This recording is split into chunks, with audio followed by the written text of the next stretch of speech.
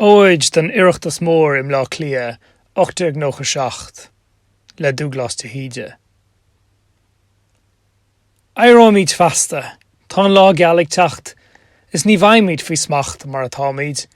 Ag smér gan bhrí, nó lucht béir gan chrí, ach béirmid ai an náid. A chléire an bhéirle, lísios go deo, tá fíorspirad bio ins na daine. Níl meas de hort, de chlas nó de sport, ag ógan í cneasta na tíre. Bhí an béirle mar smúid an spéir ins gach clúid, agus gáil sin na héir ní fíre, ach tá se van sa, go bríomhars go beo, go dógus sibh ceodmh na tíre. Ins an áir tan go bhí ag bord agus sí, chuirm roimh sin na 9,000 fáilte, rih mór agus beag, rih óg agus sean, rih bhar agus ban agus páiste. Tá chláirseach na héireann le fadamh i bhrón agus liomdamh ó chón a téada. An chláirseach de bhín ó lúgháirid an chrí atá sí gan bhrí is í réabtha.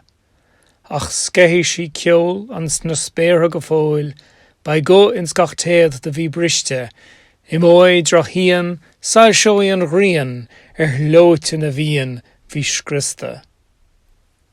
De furas an focail ó éan an gúan, agus dúirt sé nach buin as nach sirí. An sclábhíocht dag an tanmháthar fhí chrá is go bhfuimid a bhfuilmid dírí.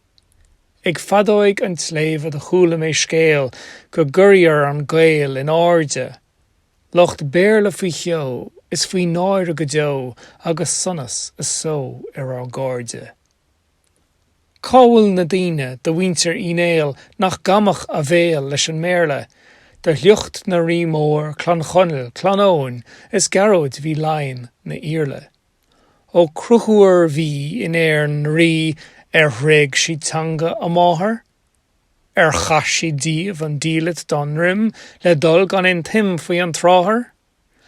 Ardóimid tanga na héireann le bród, sonas, seód, is béirle. As cuirí si ruig, is béiri si buí ghlafar ní chrúi an bhéirle.